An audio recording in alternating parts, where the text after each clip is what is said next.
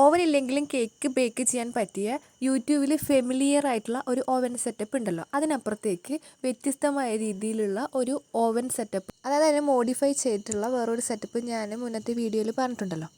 അതിൻ്റെ പാർട്ട് 3 ആണ് ഇന്നത്തെ വീഡിയോ. അതിൻ്റെ പാർട്ട് 1ഉം 2ഉം കണ്ടില്ലെങ്കിൽ കണ്ടു നോക്കിയാൽ മതി. കമൻറ്റ് ബോക്സിൽ ലിങ്ക് കൊടുത്തേക്കാം. അപ്പോൾ നമ്മൾ കണ്ടുപിടിച്ച ആ ഒരു പുതിയ ഓവൻ സെറ്റപ്പിൽ എങ്ങനെയാണ് ബേക്കിംഗ് പൗഡറും സോഡയും ഇല്ലാതെ ഓയിൽ ഫ്രീ ആയിട്ടുള്ള കേക്ക് ബേക്ക് ചെയ്തെടുക്കുന്നതെന്ന് നോക്കാം. അപ്പോൾ നേരെ അതെങ്ങനെ ഉണ്ടാക്കുന്നതെന്ന് നോക്കാം. 2 മുട്ടയരിയാണ് ചെയ്യുന്നത്, അതായത് 1/2 കിലോ കേക്കിൻ്റെ പാകത്തിലാണ് ചെയ്യുന്നത്. അതിൽ കൂടുതൽ അളവിൽ വേണമെങ്കിൽ ഇൻഗ്രീഡിയൻസ് ഒക്കെ ഡബിൾ ചെയ്തെടുത്താൽ മതി. ആദ്യം തന്നെ മുട്ടയുടെ വെള്ളയും മഞ്ഞയും സെപ്പറേറ്റ് ആക്കി എടുക്കുന്നുണ്ട്. അതിൻ്റെ വെള്ളം മാത്രം മാക്സിമം അത് നല്ല ഫ്ലഫി ആകുന്നത് വരെ പതപ്പിച്ചെടുക്കുന്നുണ്ട്. മുട്ടയുടെ വെള്ളയിലേക്ക് പൊടിച്ചു വെച്ച പഞ്ചസാരയാണ് ചേർക്കേണ്ടത്. പഞ്ചസാരയുടെ അളവ് എന്ന് വെച്ചാൽ 125 ml ഒരു കപ്പിൽ 1/4 കപ്പ് അളവിലാണ് പഞ്ചസാര എടുത്തത്. അത് പൊടിച്ച് വന്നതിന് ശേഷമാണ് ഈ മുട്ടയുടെ വെള്ള പതഞ്ഞ് വന്നതിലേക്ക് ചേർക്കുന്നത്. അതുപോലെ തന്നെ ഈ പഞ്ചസാര 2-3 ബാച്ചായിട്ടാണ് ചേർത്ത് കൊടുക്കുന്നത്.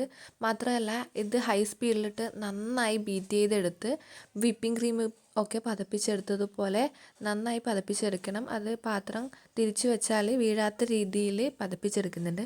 ഈ ഒരു രീതിക്കാണ് ഇത് റെഡിയാക്കി എടുക്കേണ്ടത്. അതിനുശേഷം അതിലേക്ക് 1 ടീസ്പൂൺ വാനില എസൻസ് ചേർത്ത് കൊടുത്ത് ജസ്റ്റ് ഒന്ന് ബീറ്റ് ചെയ്തെടുക്കാം.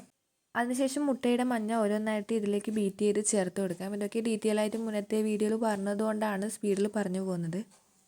മുന്നേ ചെയ്ത വീഡിയോനെ അപേക്ഷിച്ച് ഇതിലേക്ക് പാല്, ഓയിൽ അതൊന്നും ചേർത്ത് കൊടുക്കുന്നില്ല. അതുപോലെ ബേക്കിംഗ് പൗഡറും സോഡയും ഇതിലേക്ക് ചേർത്ത് കൊടുക്കുന്നില്ല. ഈ ഒരു മുട്ട പഞ്ചസാര ബീറ്റ് ചെയ്ത മിക്സിലേക്കാണ് പാലും ഓയിലൊക്കെ ചേർക്കുന്നത്. അപ്പോൾ അതിലേക്ക് അത് ചേർക്കാതിരിക്കുമ്പം അത്രയും ക്വാണ്ടിറ്റി അതിന് കുറവ് വരും. അപ്പോൾ അതിനനുസരിച്ച് ഇതിൽ ചേർക്കുന്ന ഡ്രൈ ഇൻഗ്രീഡിയൻസ്, അതായത് മൈദപ്പൊടിയും കുറഞ്ഞ അളവിൽ എടുക്കണം. പറയാൻ വിട്ടുപോയതാണ്, വാനില എസൻസ് ചേർക്കുന്ന ടൈമിൽ ഇതിലേക്ക് ഒരു ഉപ്പും കൂടെ ചേർത്ത് കൊടുക്കേണ്ടതാണ്. ബീറ്ററിൻ്റെ പരിപാടി കഴിഞ്ഞു. സ്പാച്ചിൽ വെച്ച് മിക്സ് ആക്കാത്തതെല്ലാം ഒന്ന് മിക്സ് ആക്കിയതിന് ശേഷം അതിലേക്ക് അരിച്ചിട്ട് 2-3 ബാച്ചായിട്ടാണ് മൈദപ്പൊടി പതുക്കെ ചേർത്ത് വിസ്ക് കൊണ്ടാണ് ഇനി ഫോൾഡ് ചെയ്ത് കൊടുക്കേണ്ടത്. റൗണ്ട് ചെയ്ത് ഒരേ ഡയറക്ഷനിൽ ഇങ്ങനെ പതുക്കെ ഫോൾഡ് ചെയ്ത് കൊടുക്കണം. മുട്ടയുടെ ആ പതഞ്ഞ് വന്നതൊന്നും ഉടഞ്ഞു പോകാതെയാണ് ഇത് മിക്സ് ചെയ്തെടുക്കേണ്ടത്. ഞാനിവിടെ 125 ml കപ്പിൽ 1 കപ്പാണ് മൈദപ്പൊടി എടുത്തിരിക്കുന്നത്. അത് മുഴുവനായിട്ട് ചേർത്ത് കൊടുക്കേണ്ട ആവശ്യം വരില്ല. മുട്ടയുടെ സൈസിനനുസരിച്ചും അതുപോലെ പാലും ഓയിലും ഇതിലേക്ക് ചേർക്കാത്തതുകൊണ്ട് അതിനനുസരിച്ചിട്ടുള്ള ചെറിയ വ്യത്യാസങ്ങൾ വരും. മൈദപ്പൊടി ബാക്കി ഉണ്ടാവാൻ എന്തായാലും ചാൻസ് ഉണ്ട്. കേക്കിൻ്റെ പാറ്റേൺ ആവശ്യമായിട്ടുള്ള കൺസിസ്റ്റൻസി ആയി തോന്നുമ്പോൾ അതിലേക്ക് മൈദപ്പൊടി ചേർക്കുന്നത് സ്റ്റോപ്പ് ചെയ്യണം. ഒരുപാട് തിക്കാക്കിയാൽ കേക്ക് പെർഫെക്റ്റ് ആയിട്ട് വരില്ല. ഏത് പാത്രത്തിലാണോ കേക്ക് ബേക്ക് ചെയ്യുന്നത് ആ പാത്രത്തിലേക്ക് ഓയിൽ തേച്ച് ബട്ടർ പേപ്പറൊക്കെ വിരിച്ച് വെക്കണം. അതിലേക്ക് ഈ തയ്യാറാക്കിയ ബാറ്റർ ഒഴിച്ചു കൊടുത്ത് ബേക്ക് ചെയ്തെടുക്കുകയാണ് വേണ്ടത്. കേക്ക് ബേക്ക് ചെയ്യാൻ വെക്കുന്നതിന് മുന്നേ ഈ മാവിലേക്ക് ടൂത്ത് പിക്ക് കൊണ്ട് ജസ്റ്റ് ഇങ്ങനെ വരഞ്ഞു കൊടുത്ത് ടാപ്പ് ചെയ്ത് അതിലെ എയർ ബബിൾസൊക്കെ കളഞ്ഞു വെക്കണം. അതിനുശേഷം ഉടനെ തന്നെ ഇത് പുതുതായി നമ്മൾ ഉണ്ടാക്കിയ ഓവൻ സെറ്റപ്പിൽ വെച്ച് ബേക്ക് ചെയ്തെടുക്കണം. അതിൻ്റെ ഡീറ്റെയിൽ വീഡിയോ മുന്നത്തെ വീഡിയോ കണ്ടു നോക്കിയാൽ മതി. ഞാനിത് എൻ്റെ വീട്ടിലേക്ക് വന്നതുകൊണ്ട് പാത്രവും കാര്യങ്ങളും സെറ്റപ്പൊക്കെ ഒന്ന് മാറിയിട്ടുണ്ടെന്നേ ഉള്ളൂ. പരിപാടിയെല്ലാം സെയിം തന്നെയാണ്.